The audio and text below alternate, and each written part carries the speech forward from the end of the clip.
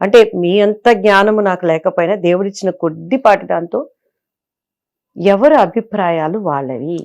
దాన్నే అభిమతం అంటారు. ఏ రాజకీయ పార్టీలు కూడా ఒకరి అభిప్రాయాన్ని మీరు కించపరిచేటప్పుడు దేవుడు దానిని చూసుకుంటాడు. రెండోది బలవంతంగా మత మార్పిడి అన్నారు చూసారా, అటువంటి వాళ్ళని డెఫినెట్ గా మనం శిక్షించాలి. అటువంటి వాళ్ళని డెఫినెట్ గా మనము అరికట్టాలి.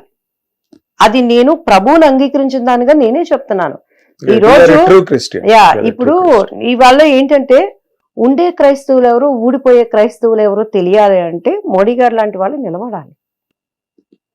మోడీ లాంటి గారు వాళ్ళు వస్తున్నారు. ఎందుకంటే క్రైస్తత్వం అంటే యేసయ్య ఏం చెప్తున్నాడు, ఆయన ఒక దేవాది దేవుడిగా వచ్చి ఆయనే 12 మంది శిష్యులని ఎంచుకున్నారు.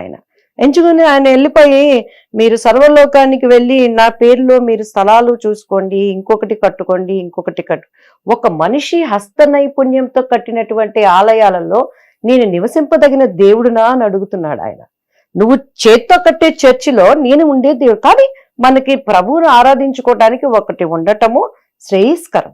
మనకు పవిత్ర కావాలి అంతవరకే, కానీ దాని మీద గురి వెళ్ళిపోకూడదు. కానీ మీరు ఇంకోటి గమనించాలి, ఇటీవల డెవలప్మెంట్స్ కొన్ని చర్చిల మీద ఆలయం అని రాయడం మొదలెట్టారు. పూర్వం లేదన్నమాట. ఆలయం అన్నది, దేవాలయం అన్నది హిందూ టర్మ్.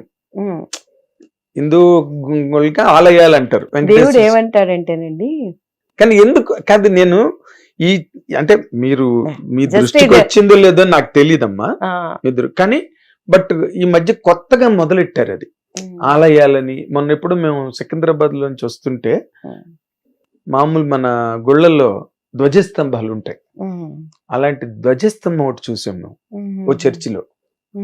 ఎందుకు why they are trying to replicate చెయ్యాలి ఒక హిందూ ఫీల్, అంటే ఇది ఆ మతానికి దగ్గరది, ఇది కూడా ఆలయం అని ఏదో సమ్ కైండ్ ఆఫ్. అంటే దేవుడు ఏం చెప్తాడంటే అండి, కలిపి చెడిపెడి బోధనలు చాలా వస్తాయి. కలిపి చెడిపెడి దాన్ని దీంట్లో కలిపి దాంట్లో కలిపి చెడిపెడి బోధనలు చాలా వస్తాయి. కానీ ఈ అంత్య దినాలలో మనము ప్రతిదీ కూడా చాలా క్షణాల్లో మనకి డిస్ట్రాయ్ అయిపోవటానికి ఎప్పుడు శత్రువు మనల్ని లాగుతూ వెంటబడుతూనే ఉంటాడు. ఈ రోజు ప్రామిస్ గా నేను చెప్తున్నాను, మీరు దేవుని ఏర్పాటులో ఉన్న వ్యక్తి. ఎందుకంటే యాజ్ ఎ బ్రాహ్మణ్ గా మీరు చేసినటువంటి స్ట్రాంగ్ ముందు యథార్థవంతుల కొరకు దేవుడు కనుదృష్టి లోకం అంతా తిరుగుతున్నాడు. చర్చిలు కొట్టే వాళ్ళ కోసమో లేకపోతే ఇంకొకటి నేను క్రైస్తవ సహోదరులను కూడా నేను కించపరచట్లేదండి, ట్రూత్ చెప్తున్నాను. ఎందుకంటే మీరు ఇందాక చాలా గొప్పగా చెప్పారు అన్నమాట. యూఆర్ ఎ ట్రూ క్రిస్టియన్ అని ఎందుకన్నానంటే, మీరేదో మొండివాదను పిడివాదను లేకుండా మీరు తప్పు అలర్ట్ చేసిన వాళ్ళని తప్పకుండా శిక్షించాలన్నారు. శిక్షించడం కదా దేవుడు. కానీ మరి ప్రభుత్వాలు చేస్తున్నవి ఏంటమ్మా, యూఆర్ ఎ పాలిటిషియన్ అంటే దేవుడు ఇప్పుడు దానికి ఒక ఓట్ బ్యాంక్ అని వాళ్ళని మైనారిటీస్ అని, ఇది పెర్మిసిబుల్లా? అంటే అది బాధ అనిపిస్తుందండి. ఎందుకంటే నేను ఒక గొప్ప దైవజనుని నేను చెప్తాను మీకు. ఇప్పుడు ఆలయాలు కడుతున్నారు అని అంటాడు. దేవుడు ఏమంటాడు తెలుసా, మీరే జీవము కలిగిన దేవుని ఆలయాలు అవ్వాలి అంటాడు. When Christ is in you, నాలో ఉండాలని, నాతో ఉండాలని ఆయన ఆశపడుతున్నాడు. నా అంతరంగం నిండా క్రీస్తు ఉన్నప్పుడు నేను ఎక్కడికి వెళ్ళినా కూడా ఆయననే ప్రకటిస్తాను, కానీ ఇంకొకటి ఆలయాలు మనకి ఎందుకు, మనం వర్షిప్ చేయటానికి, దేవుని సన్నిధి కోరుకోవటానికి. యు ఆర్ ద టెంపుల్ అంటున్నాడు. క్రిస్టియన్స్ అంటే పడదా లేకపోతే జీసస్ అంటే పడదా స్వామి? చచ్చ నాకు అవినీతి పడదు స్వామి. అవినీతి పడదు అంటే ఇప్పుడు క్రిస్టియన్స్ అవినీతి పరులు అంటారా? మీ ప్రశ్న బాగుంది స్వామి. నేను ప్రాక్టికల్ పర్సన్ని స్వామి. ఇప్పుడు మనం ఇక్కడ 1 2 3 5 ఉన్నాం. అవును స్వామి.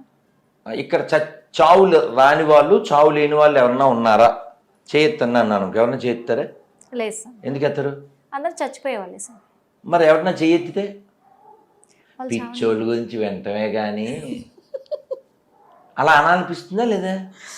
అవునా? అవునా? అందుకు ఇప్పుడు మనం ఇక్కడ కూర్చుని మీరు కెమెరా సర్దుకునే అడవిలో ఉన్నప్పుడు ఒక తాత ఫోన్ చేశాడు. అసలు నేను మాట్లాడుతుంటే వింటలేదు. ఎందుకు వింటలేదు? మూర్ఖత్వం ఎక్కింది కాబట్టి. 10 సార్లు 20 సార్లు 30 సార్లు ఫోన్ చేసేస్తాడు. దేనికి చేసేసి నా తల తినేయాలి. ఎందుకు తల తినేయాలి? వాడు అబద్ధాన్ని నిజమని నేను ఒప్పేసుకునే వరకు ఏమంటారు మీకు శాంపిల్ మీరు క్వశ్చన్ అడిగారు కదా, వాళ్ళతో చెప్పిస్తాను.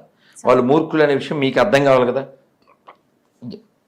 నేను మూర్ఖత్వాన్ని వ్యతిరేకిస్తాను, ఇంప్రాక్టికల్ విషయాల్ని వ్యతిరేకిస్తాను. నిన్నో మొన్నో ఒక వీడియో, ఎవరిదో కిడ్నీ వేడెక్కుతుంది నాకు తెలుస్తుంది అంటాడు. ఎవరిదో కిడ్నీ వేడెక్కడం ఏంటి, పాస్టర్కి తెలియదు ఏంటి? వినేవాడు గొర్రె, కిడ్నీ వేడెక్కడ వెండి స్వామి? అయ్యో మనకి తెలియదమ్మా.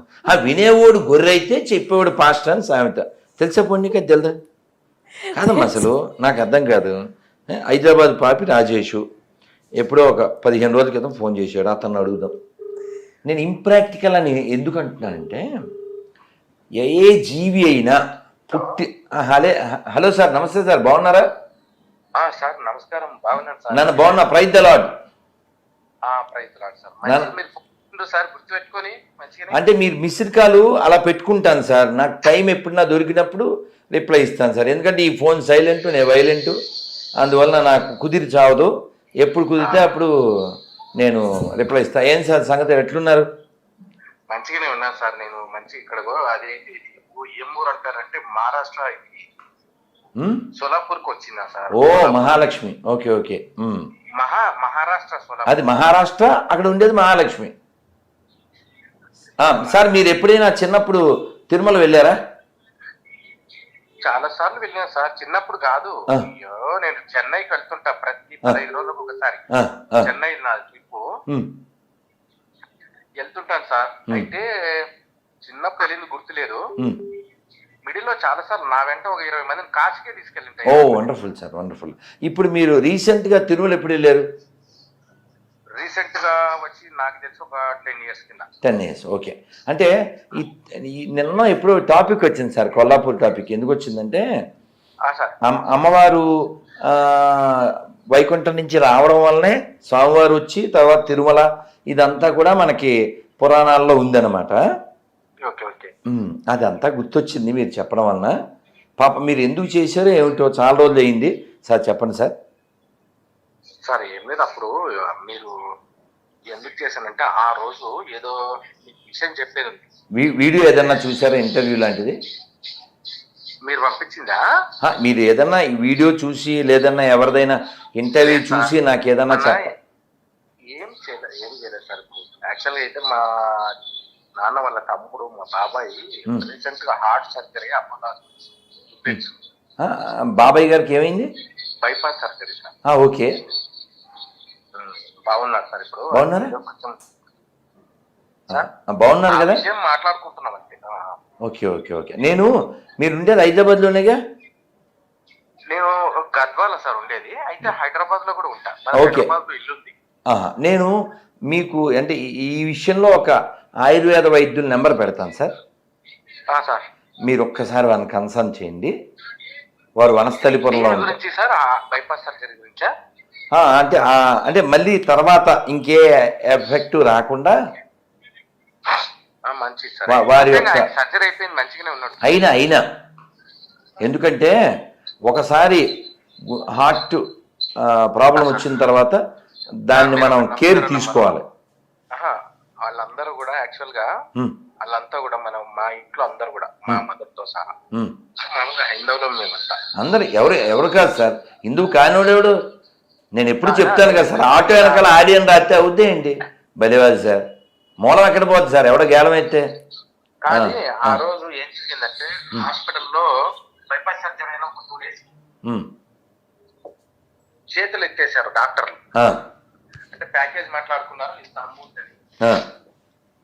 చేతులు ఎత్తేసిన తర్వాత భార్య పిల్లలు ఒక సైడ్ ఒక్కొక్కరు, ఇది ఆ దేవుడి మీద ప్రామిస్ గా చెప్తున్నా, అబద్ధం ఏం లేదు, ఒక్కొక్కరు ఒక దిక్కు కళ్ళె బిల్ల ఏడ్చుకుంటుంటే, ముగ్గురు కదా ఆయనకు ఆడపిల్లలు, కొడుకులు లేరు, ఆధారం లేదు కుటుంబానికి. ఇప్పుడు ఎన్ని రోజులు అయింది జరిగి? వారమైంది. ఆయన భూమి మీద నూకలు ఉన్నాయి మొత్తానికి, అంతే కదా సార్. ఇప్పుడు రాజేష్ గారు,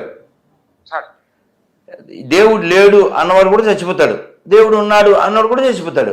దేవుడు లేడు అన్నాడు ముసడు అయిపోతాడు. చదువు వినాలి, మీ మాటనే విన్నాను, మీ మాటనే విన్నాను, మీ మాటనే విన్నాను, వినాలి వినాలి వినాలి. నేను విన్నా, చాలాసేపు చెప్పాను కదా, అతను మాటలన్నీ విన్నానా?